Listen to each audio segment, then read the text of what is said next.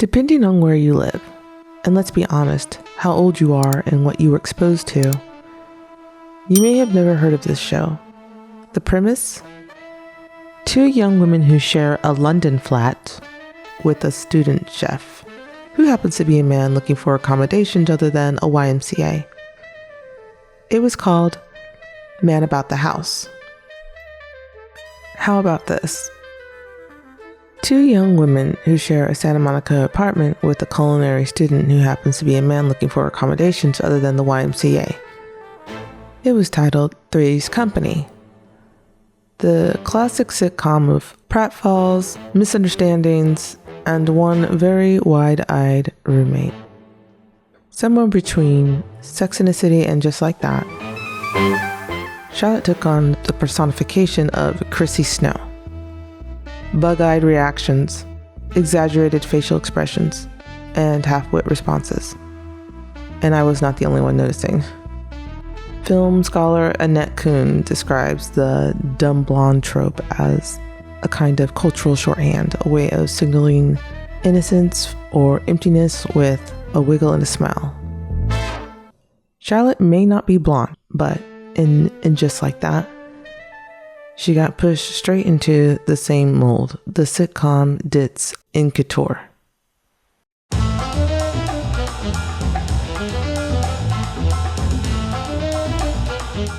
They created some really contrived scenarios that made her character even more cartoonish, such as Charlotte introducing Lily, her teenage daughter, to tampons. I read the directions that came with the box. If Lily can't figure this out, they are spending way too much on the tuition at the private school. Then there was the episode where Lily is about to have sex with her boyfriend, Blake, during a blizzard. They don't have condoms, and Blake is too nervous to buy them, so Lily calls Charlotte, who in true sitcom fashion runs through a snowstorm to secure prophylactics. And let's not forget the subplot where Charlotte helps Carrie smuggle Adderall across state lines. Aiden's ex-wife asks Carrie if she can get medication for his troubled son, Wyatt, and Charlotte steps in, leveraging her connections with other moms at her kids' school. It's entirely out of character, basically tossing her principal moral standing out the window to moonlight as a drug mule for a friend's boyfriend's kid. I know this was for laughs, but she's hardly the Lucy. Why would they put so much of their chips on her being the comic relief?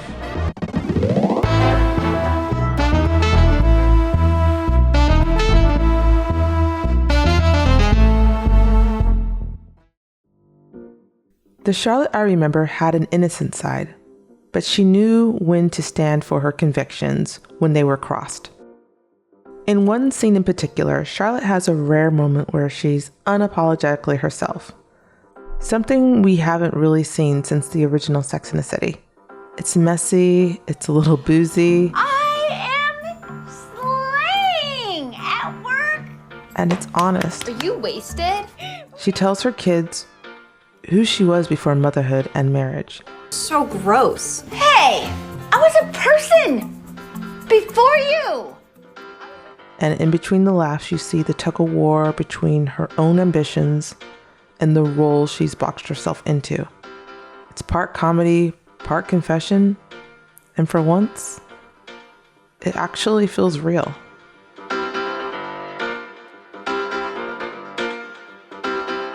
Another relatable moment was one that my family and I were genuinely entertained by, the They Mitzvah episode. Not because we were living out some identical parallel storyline, but because at the same time, we happened to be in the midst of preparing for my son's, plural, bar mitzvahs. I understood on a personal level the weight of rites of passage, the pull of culture and the quiet authority of tradition. And I also understood the part that's harder for parents, accepting that in the end, whether your child steps into that moment is ultimately their choice. Outside of those more nuanced and relatable plot lines, the Charlotte reboot leaned hard into caricature. A version of her that felt more like sitcom fodder than the moral compass we once knew. While Miranda's arc had its own whiplash moments, I had sex with Che. Charlotte's felt like it was pulled from an entirely different genre. Why am I writing on Charlotte so much? Frankly, everyone on that show can get it, but her character was noticeably different. More than Miranda's coming out of the closet experience? Yes, that did not surprise me. Now, to be fair, you could argue the writers were just leaning into Charlotte's quirks, dialing them up to an 11 to give the show some levity. In a reboot that spends a lot of time in grief, identity crisis, and social commentary, maybe they thought Charlotte's over-the-top shenanigans were the necessary comic relief. But one can get lost in attempts to bring balance between comedy and drama. With Charlotte, it wasn't just a new chapter, it felt like a completely different book. Written in a genre nobody asked for.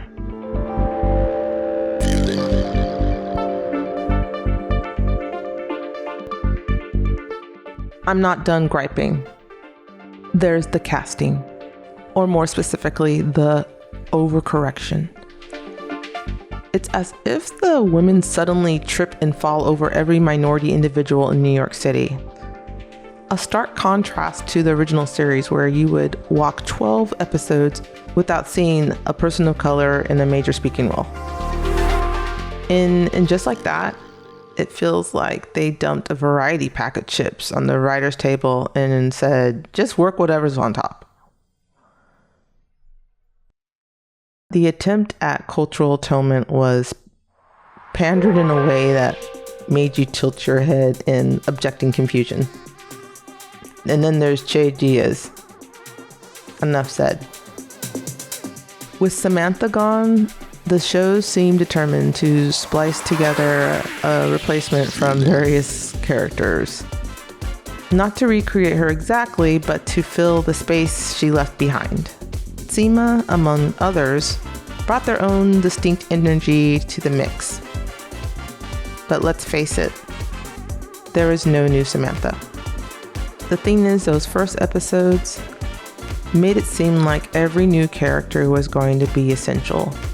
Like they were building a whole new world around the remaining core friend group.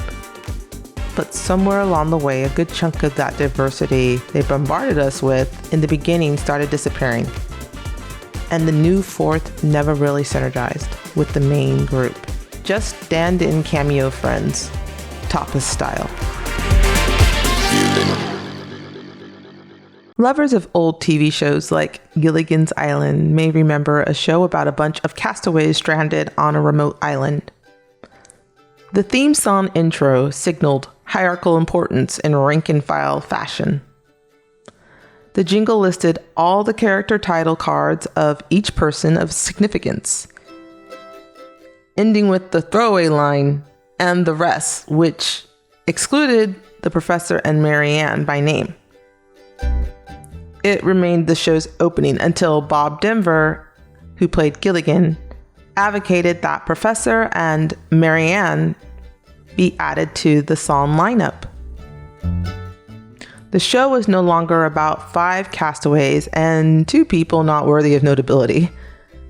It was a show about 7 castaways who each brought an entertaining contribution to the storyline. But alas, and just like that gave our newcomers and the rest treatment.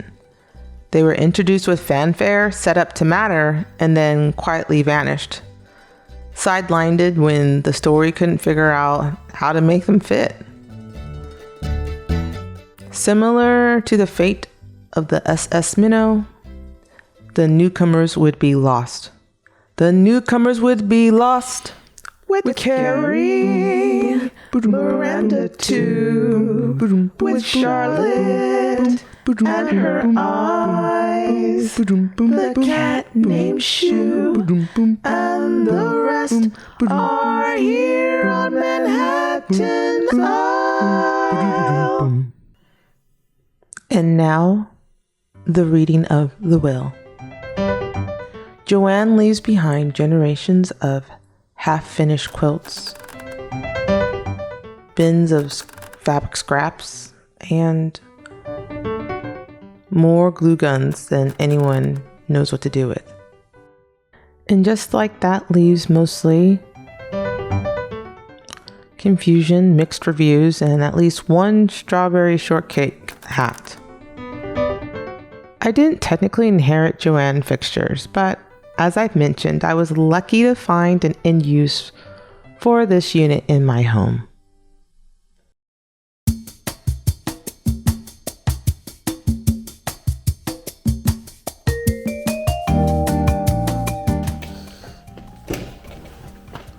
Where'd he go?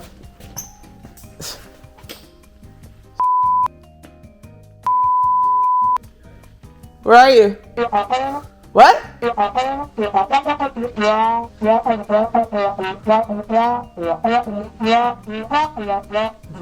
Unintelligible language. What language are you speaking? You're funny when you're like just waking up, because it's like, what language are you speaking? And the bad, that's the short ones. Uh-oh.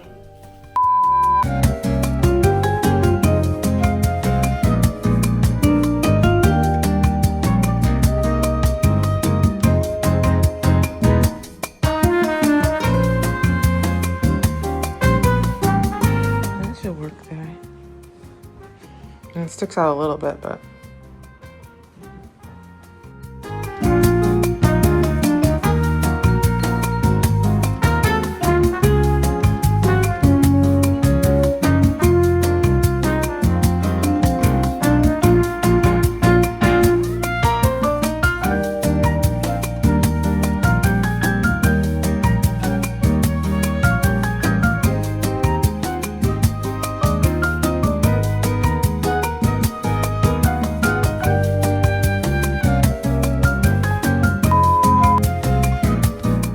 this is kind of what we just have it as now.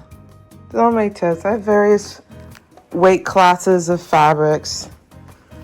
Here's some polyfill, some sewing samples. We have the shears. We have the netting. We have the stretch knits.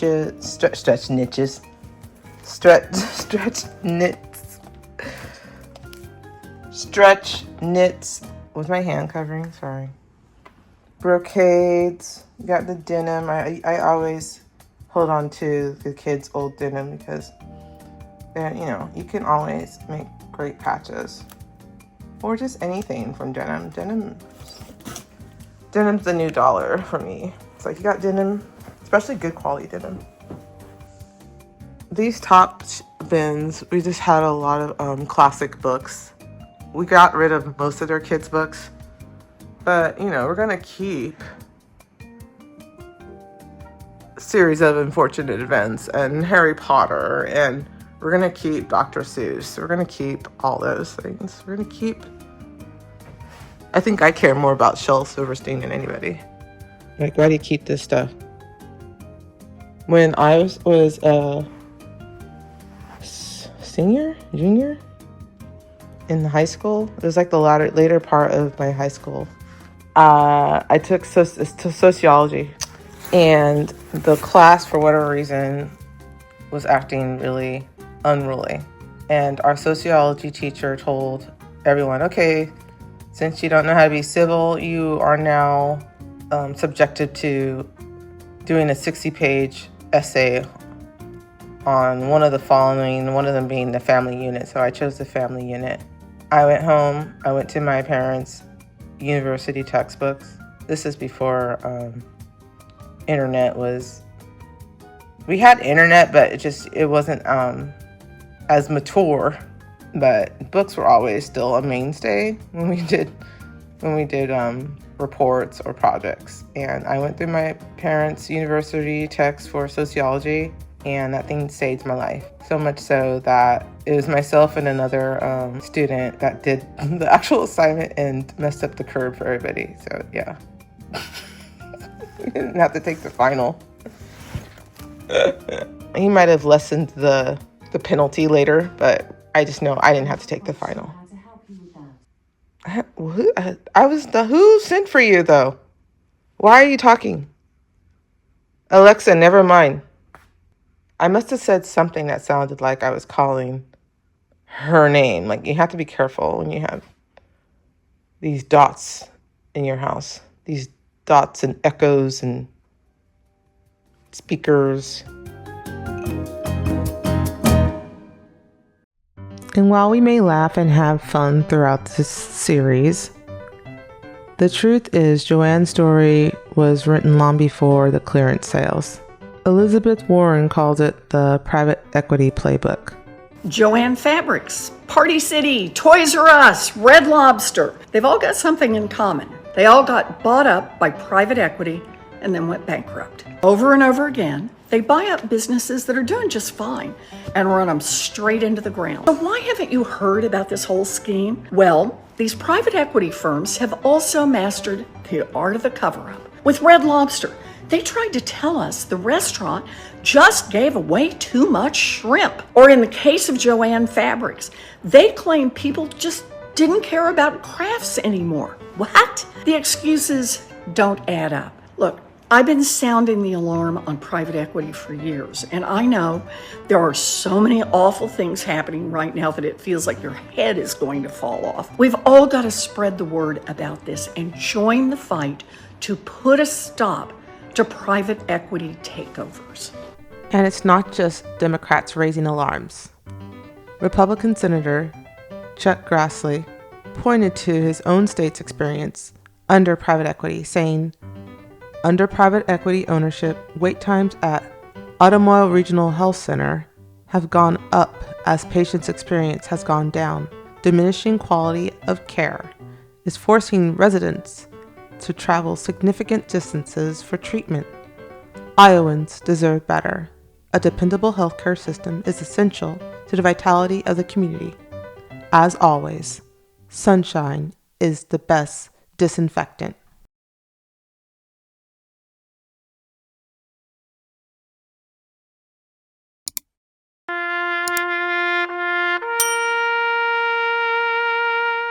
And so the fixtures are in place. My fabric bins are stacked, labeled, and ready for the next idea. They stand as a monument to a store I thought would always be there. Dependable, familiar, the kind of place that didn't need fixing, just like some television shows I could mention. Sometimes the best thing you can do for something you love is to leave it alone.